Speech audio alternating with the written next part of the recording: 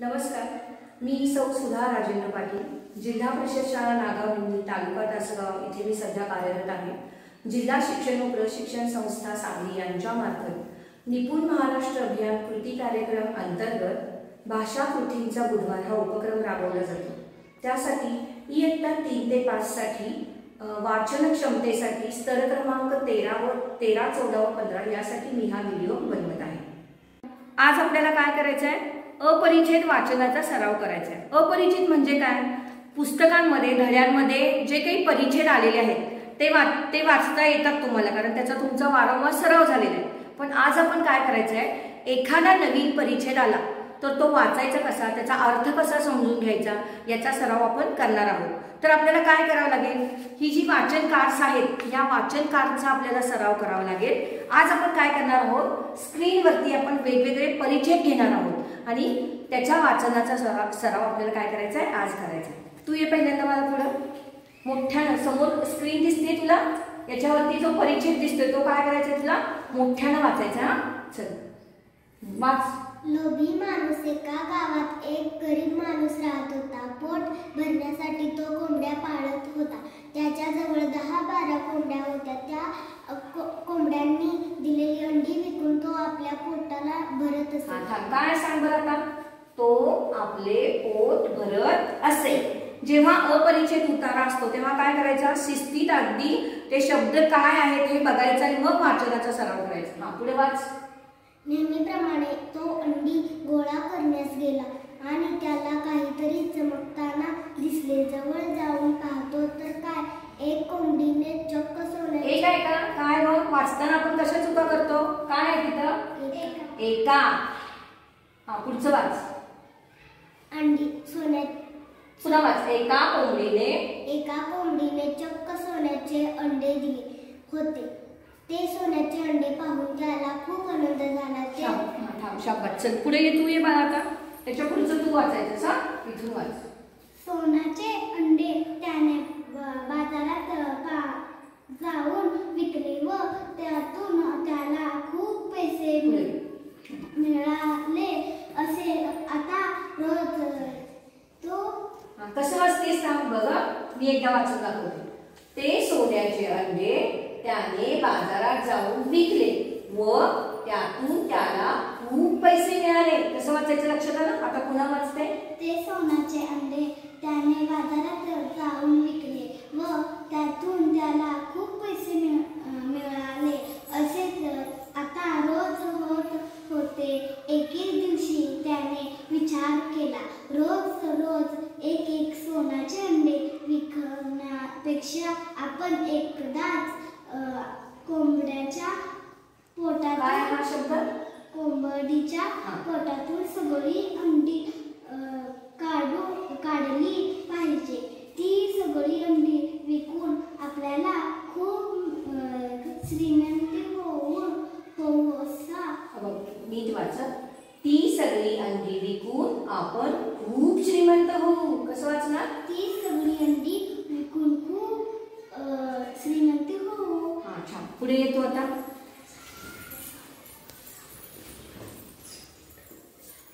वाच। कुठं आलं आपण? हा इथं।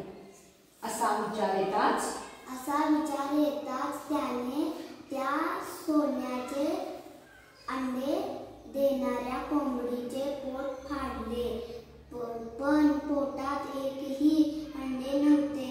हे पाहून त्याला फार निराशा व पश्चाताप, काय शब्द तो, पश्चाताप झाला। आपल्या लोभामुळे त्याने येणारी संपत्ती गमावली होती। तात्पर्य, काय शब्द आहे, तात्पर्य। एखादा अवघड शब्द असेल तर तो काय करायचा, पुन्हा वाचायचा, म्हणजे तो पुन्हा काय होतो, चांगला वाचता येतो। काय शब्द आहे सांगा, तात्पर्य। काय आहे, तात्पर्य। लोभ केल्यास नुकसानच होते। कशावर आधारित गोष्ट आहे रे? लोभ केल्यावर काय होतं, नुकसानच होते। काय केलं, तो पॅसेज वाचून घेतला, बरोबर आहे की नाही? काय होतं रे, नवीन परिच्छेद वाचताना काय होतं, नवीन शब्द आले तर काय होतात, अडखळल्यासारखं होतं। पण जेव्हा तुम्ही एखादा नवीन परिच्छेद वाचत असता तो एकदा दोनदा तीनदा वाचला की काय होतो, त्याचा सराव होतो आणि तो चांगल्या पद्धतीने वाचता येतो. अजून काय होतं, नवीन परिच्छेद असेल तर त्यात आलेले नवीन जोडाक्षरयुक्त शब्द काय होतात, तुम्हाला माहिती होतात आणि ते वाचता येतात. आता स्क्रीनवरती आपण काय केले, दुसरा परिच्छेद घेतलाय. तू ये बाळा पुढं, मोठ्यानं वाचायचा. बाकीच्यानी मनातल्या मनात वाचलं तर चालेल ना. सुरुवात कर. अंजिरा साचा. काय आहे तो शब्द था, सैतुसाचा. काय शब्द आहे, सैतुसाचा जातीचे वृक्ष आहे. बाजारात सुकी अंजीर वर्षीवर उपलब्ध. काय शब्द, उपलब्ध असतात. याचा वापर सुका मेवामधून गोड पदार्थावर सजावटीसाठी ही करता येतो.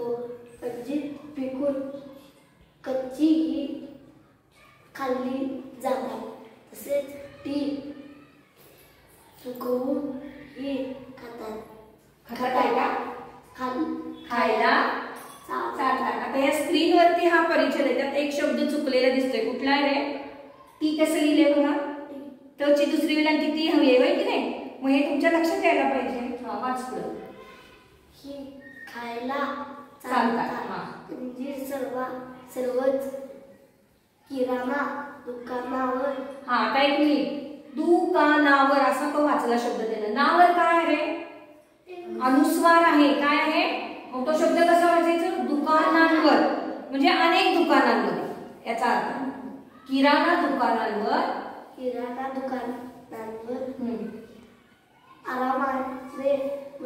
आरामाने मिळतात. म्हणजे काय रे, सहज मिळतात. अंजीर हे कुठल्याही दुकानामध्ये काय मिळतात, सहज मिळू शकतात. याचा वापर सलाद म्हणूनही करता येतो.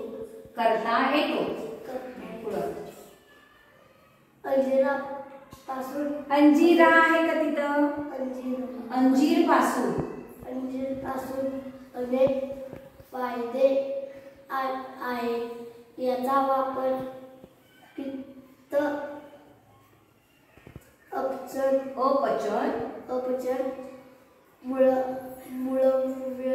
मूळव्याध. काय शब्द आहे तो, मधुमेह, कफ,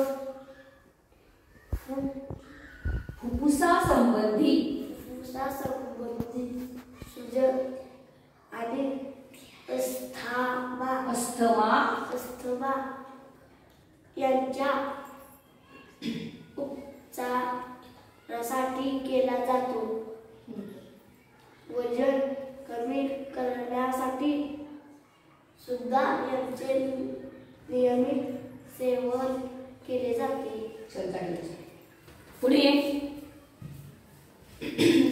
नवीन परिच्छेद वाचताना अजून काय होतं रे आपल्याला, एखाद्या नवीन घटकाची काय होते, नवीन माहिती आपल्याला मिळते. आता ह्या परिच्छेदामध्ये कशाची माहिती सांगितली, अंजीर या फळाची माहिती सांगितली. बरोबर आहे की नाही. अंजीरलाच आपण काय म्हणतो, सुका मेवा. अंजीर बघितले सगळ्यांनी, खाल्लंय का, तू खाल्लंयस, होय. बरं ठीक आहे, आता आपण पुढच्याच वाचू, इथून वाचायला सुरुवात करू. आशिया खंडाच्या पश्चिमी देशामध्ये मोठ्या प्रमाणात आढळते. अंजीर आपल्याला मुख्यतः हा काय चिन्ह रे, काय त्याला काय म्हणतात, शिकलाय तुम्ही, बाराखडी शिकता. या दोन टिंबा दिसतात, त्याला काय म्हणतात. अरे तो शब्द नाही मी विचारला बाळा. च्या पुढे विसर्ग शिकलाय की नाही, मग तो काय आहे, विसर्ग चिन्ह आहे ते. मुख्यतः कोरडे आणि मोसमात ओलेही पाहायला मिळतात. अंजिरात तंतू जास्त प्रमाणात असतात. तंतू आहे करायचे, तंतू काय शब्द आहे, तंतू जास्त प्रमाणात असतात. शोधणे असे माहीत झाले आहे की अंजिरात जास्त तंतू असल्यामुळे त्याचा शरीरावर सकारात्मक परिणाम होतो. यामुळे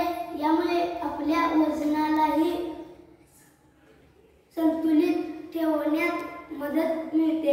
आपल्या दैनिक आहारात तंतुमय पदार्थाची प्रमुख भूमिका असते. पाचन क्रिया आणि काय शब्द तो? मांसपेशींना छान. सुदृढ ठेवणे आणि त्यासोबत हृदयरोग व मधुमेहावर गुणकारक ठरते. हृदयरोग व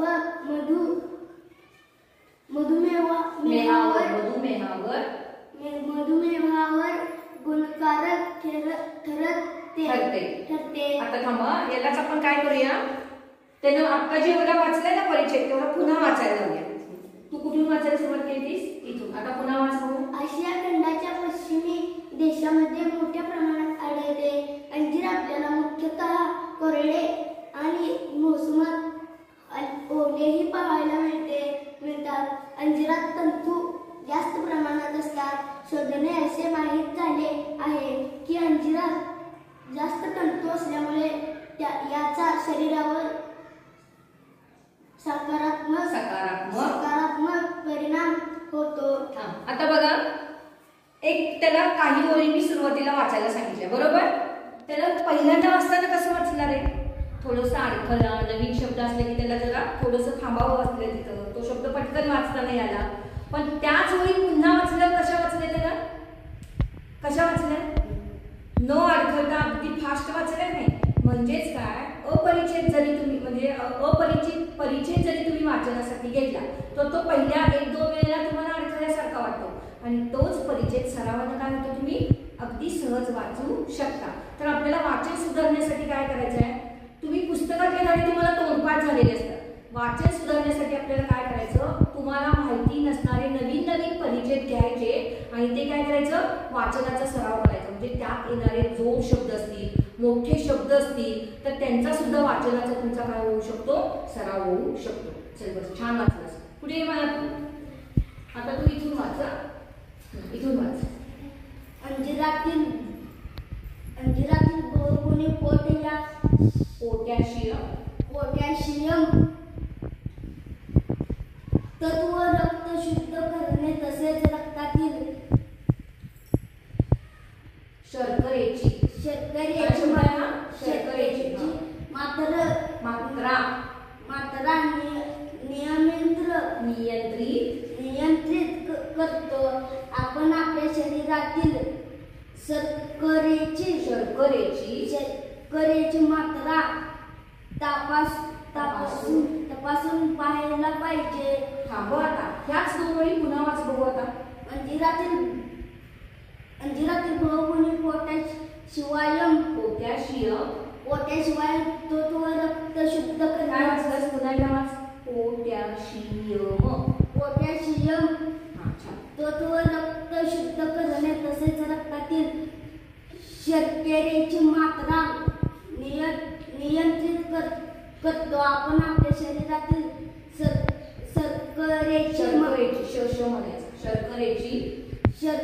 शर्करेची मात्रा तपासून पाहायला पाहिजे. पोटॅशियम तत्वयुक्त खाद्यपदार्थ जास्त प्रमाणात खाल्ल्याने शर्करेचे प्रमाण नियंत्रित होते. अंजिरातील प्रतिरोधक तत्व रक्तातील ग्लुकोज. काय शब्द आहे तो? ग्लुकोज. आता इथे पुन्हा वाच. अंजिरातील प्रतिरोधक तत्व रक्तातील ग्लुकोज आणि शर्करेचे प्रमाण नियंत्रित ठेवते. यामुळे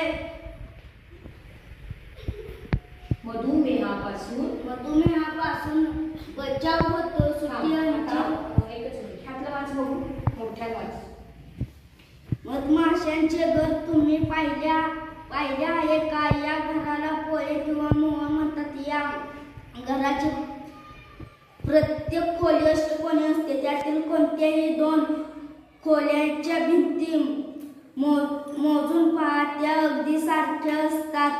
बघा, आता आहे ना, या कार्डवरचा परिचय अगदी सहज वाचला का? कारण त्याला हा माहिती आहे, त्यानं हा परिचय खूप वेळा वाचलाय, बरोबर आहे की नाही? म्हणून आपलं वाचन सुधारायचं असेल, आपला शब्द संपत्ती वाढवायची असेल तर आपण काय करायचं? आपल्याला माहिती नसलेले परिचय घ्यायचे आणि त्याच्या वाचनाचा सराव करायचा. चला स्वरा, तू पुढे ये. स्क्रीनवरती आपण आता दुसरा पॅसेज घेतलाय, परिचय घेतलाय, तो वाचायला सुरुवात करूया. सगळ्यांनी पुढे लक्ष द्या. मनातल्या मनात तो परिचय वाचायचा आहे बाकीच्या. सुरुवात कर. नारळाच्या तेलाचा उपयोग तुम्ही केव्हा एक सॉफ्टनेस म्हणजे मऊपणा, देणाऱ्या क्रीम प्रमाणे नाही तर लोशन प्रमाणे सुद्धा वापर करू शकतो. नारळाच्या शब्द आहे का तिचा? शब्द बघून वाचायचे वाचताना. नारळाचे तेल रोज वापरल्याने तुम्ही आपल्या डोळ्यांच्या समस्या सुद्धा दूर करू शकता. नारळाच्या तेल तुम्ही तुमच्या ओठांवर सर्वात आकर्षक सुद्धा बनवू शकते. तुम्ही आपल्या कोरड्या सुकलेल्या ओठांवर नारळाचे तेल लावू शकता. सर्व प्रकारच्या त्वचेसाठी नारळाचे तेल सर्वोत्तम नरमाई देणाऱ्या क्रीम प्रमाणे काम करते. नरमाई म्हणजे काय रे? मऊ बनवतं. नारळाचं तेल काय करतं? स्किनला, आपल्या त्वचेला लावलं की त्वचा मऊ पडते. कधी लावता तुम्ही? थंडीच्या दिवसात लावताय की नाही? कोरड्या त्वचेसाठी नारळाचे तेल अमृताप्रमाणे असते. आता हेच पुन्हा वाच बघू, जिथं वाचलेस ते. नारळाच्या तेलाचा उपयोग तुम्ही केवळ एक सॉफ्टनेस देणाऱ्या क्रीम प्रमाणे नाही तर लोशन प्रमाणे सुद्धा वापर करू शकता. नारळाचे तेल रोज वापरल्याने तुम्ही आपल्या डोळ्यांच्या समस्या सुद्धा दूर करू शकता. शाबास. चल पुढे बघा, नंतर वाचलं त्यानं कसं फास्ट वाचलं. चल आता तू इथून वाच. सर्व प्रकारच्या त्वचेसाठी नारळाचे तेल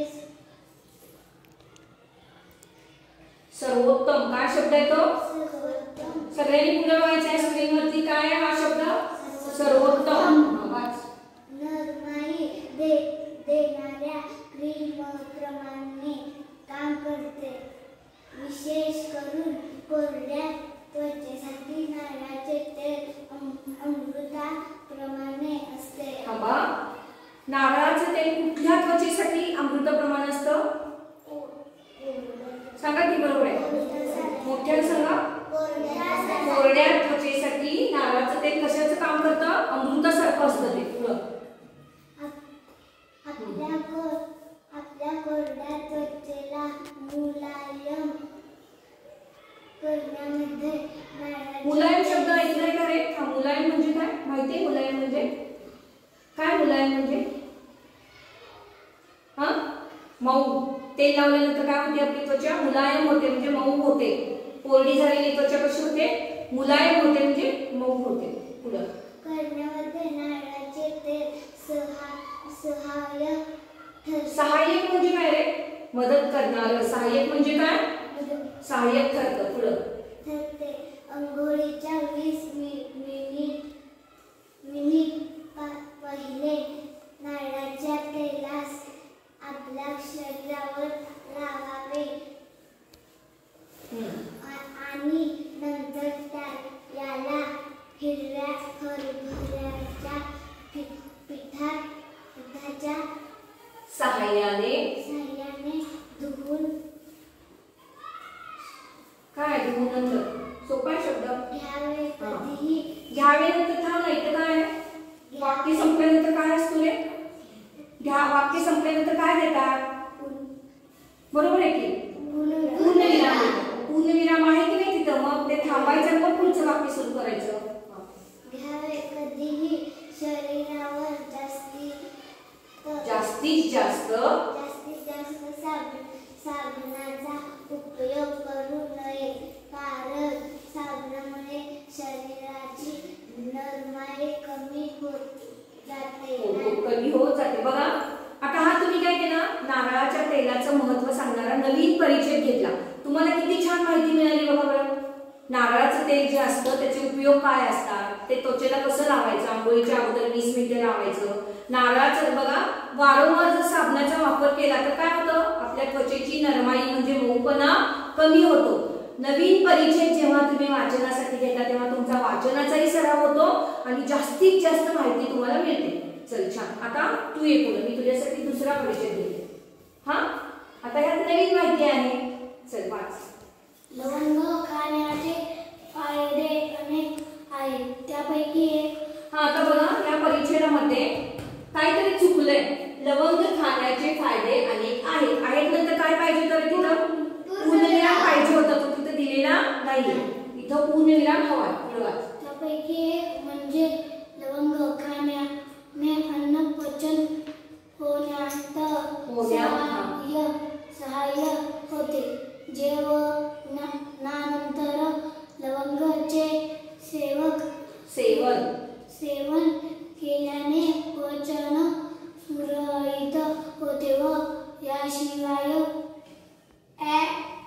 ऍसिडिटी पोट फुगणे या गोष्टीपासून देखील सुटका होते. लवंग मध्ये असलेले युजेनॉल दम्याच्या समस्येत उपयोगी मानण्यात येते.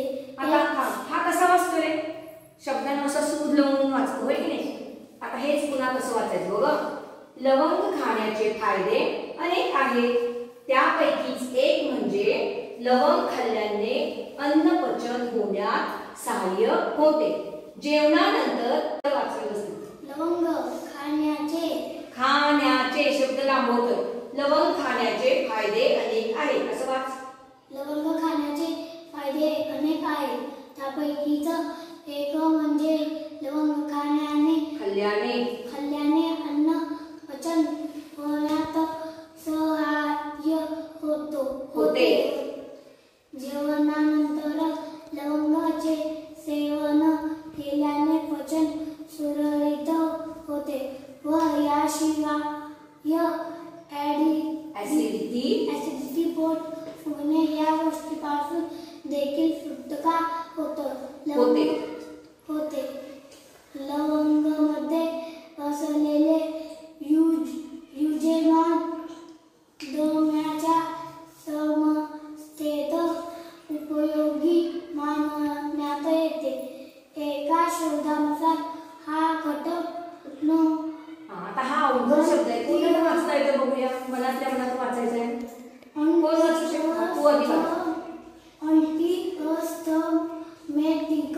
अँटीअस्थमॅटिक काय शब्द तो? काय शब्द हा? अँटीअस्थमॅटिक. पुन्हा वाचतो शब्द अस्थमॅटिक म्हणा. आता कसं करायचं, जेव्हा मोठा शब्द येतो तेव्हा त्याचे कप्पे करायचे. पहिला कप्पा काय? अँटी, नंतर अस्थमॅटिक. कसा वाचायचा तो? अँटीअस्थमॅटिक. म्हणा बघू. अँटीअस्थमॅटिक पुढं असल्याने दम्याने त्रस्त असलेल्या लोकांना यांची मदत मिळते. पुढे थांबा, तुझ्यासाठी नवीन घेऊया. हा वाच. जानेवारी ते मार्च ज्या दरम्यान शब्द बघून वाचायचे. जानेवारी ते मार्च च्या दरम्यान शेतकऱ्याकडून या मिरच्या इथं मुंबईत पोहोचतात.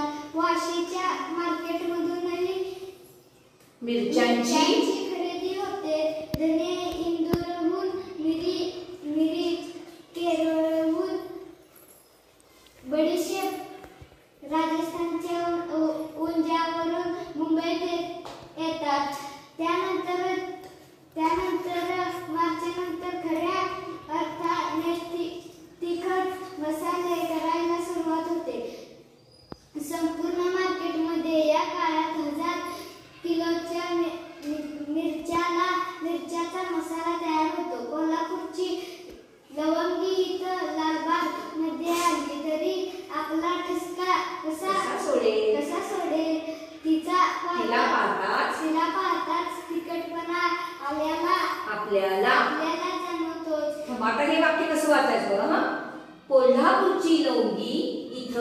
लालबागमध्ये आली तरी आपला ठसका कसा सोडेल, तिला पाहताच तिखटपणा आपल्याला जाणवतोच. पुढचं वाच.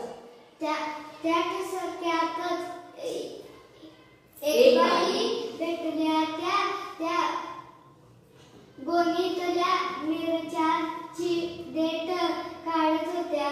आपण मिक्सरवर जरी झणझणीत ठेचा खाल्लाय का? ठेचा खाल्लाय का? कशापासून बनवतात? ठेचा म्हणजे काय? हा, ठेचा माहित नाही? अरे ग्रामीण भागातली मुलं आहात की तुम्ही? हिरव्या मिरचीचा ठेचा भाकरी बरोबर खाता बरोबर. ठेचा केला तरी हाताची आग नको म्हणून चमच्याने तो वाटीत काढतो. तिथे या बाई देठ काढण्याचं काम भर उन्हात रोज करतात. सगळ्यांचं झालं वाचन? बघा बाळांनो, तुमचं जर वाचन सुधारायचं असेल तर आपल्याला काय करावं लागेल? आज मी तर काय केलं, स्क्रीनवरती सगळे तुम्हाला माहिती नसणारे अपरिचित असे परिचय घेतले. बरोबर. सुरुवातीला वाचताना काय वाटले? ते तुम्हाला अवघड वाटले, पण तेच जर तुम्ही 1-2दा वाचले तर काय होतात? ते तुम्हाला सोपे वाटू लागतात. म्हणूनच तुमच्यासाठी मी एक उपक्रम देणार आहे. काय करायचं? तुमच्या आजूबाजूला किंवा तुमच्या घरात पुस्तकं वगैरे असतील तर ते काय करायची, त्यातलं एखादं पान घ्यायचं, एक पान घ्यायचं आणि ते घरी मोठ्यानं वाचनाचा सराव करायचा. जर तुम्ही असं केलं तर काय होऊ शकतं? तुमच्या वाचनामध्ये प्रगती होऊ शकते. वेगवेगळे जोडशब्द असतील तर ते जोडशब्द तुम्हाला सहज वाचता येतात. तर आजपासून तुम्ही काय करायचं आहे? रोज एक पान वाचन हा उपक्रम आपण सुरू करतोय. तर रोज एक पान वाचनासाठी तुम्ही वाचनासाठी कुठले परिचय घेणार आहात? कुठले घेणार आहात? अपरिचित नव्हे, अपरिचित म्हणजे जे तुम्ही आतापर्यंत कधीही वाचले नाही असे परिचय घ्यायचे आणि वाचन करायचं. तर बघा, मुलांचं वाचन जर आपल्याला सुधारायचं असेल तर आपण वेगवेगळे असे अपरिचित, त्यांना माहिती नसलेले परिचय घेऊन त्यांचं जर आपण सतत वाचन घेतलं तर त्यांच्या वाचनातली प्रगती आपल्याला नक्कीच दिसून येईल. धन्यवाद.